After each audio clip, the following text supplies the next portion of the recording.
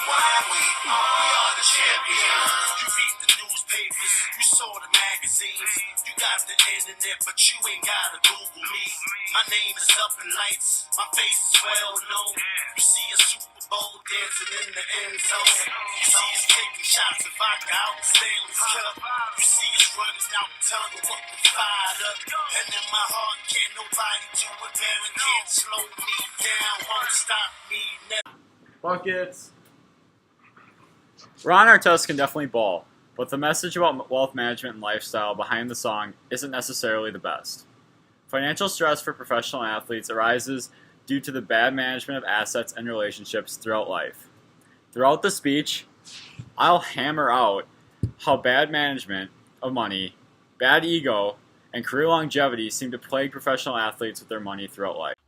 A quote from Herm Edwards, the former NFL defensive back and NFL head coach, and coined the life guru for young NFL players coming into the league, stated that a lot of professional athletes have champagne taste but possess beer money.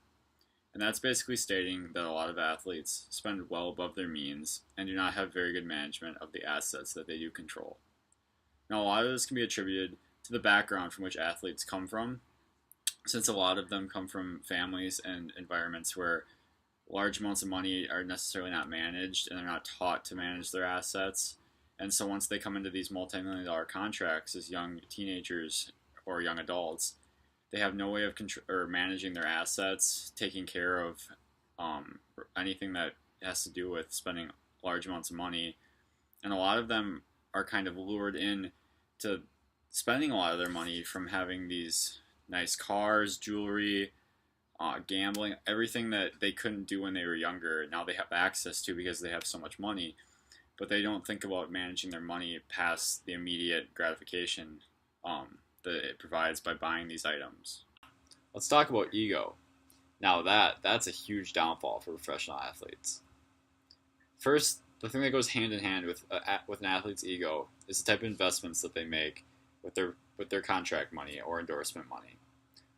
Now, athletes, they don't really like the safe, secure investments such as IRAs, saving for retirement, mutual funds, the things that most middle class and working class people will invest in to help save their money and make their money work for them.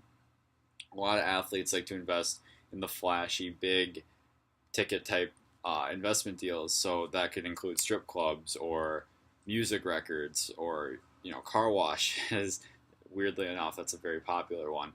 But a lot of these investments, they offer a boost for the athlete's image, but they don't necessarily provide long-term for athletes. And the investment doesn't end up paying off for them. So more often than not, it's just basically wasting money into an idea that seems good and seems cool, but it's definitely not the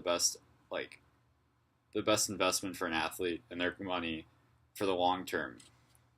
Lastly, the length of a professional athlete's career is often a key contributor to financial stress throughout a professional athlete's life. In this image, a professional athlete has clearly experienced a very serious injury.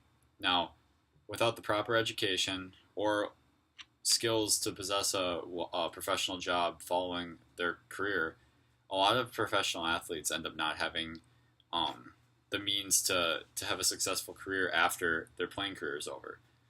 Now, this can be an issue because a lot of athletes don't recognize that they need to scale back with how they spend, and they continue to live the same lifestyle that they had lived prior to their career ending. And this is obviously not a good thing, because when you retire when you're in your 20s or 30s, you still have over half your life left, and you need to be smart and plan ahead and still have money to be able to live comfortably for the rest of your life.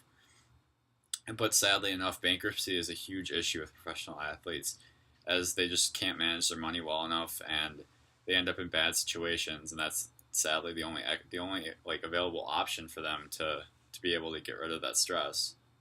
So, in conclusion, I learned that there are a lot of different things that factor into a professional athlete struggling with their income that isn't necessarily in the spotlight. So, the next time you hear about a case where a professional athlete has gone bankrupt or they're struggling financially with something, I urge you just to look a little bit deeper, because while their background, like relationships throughout life, and management of money is important, it doesn't necessarily portray the entire image of a professional athlete.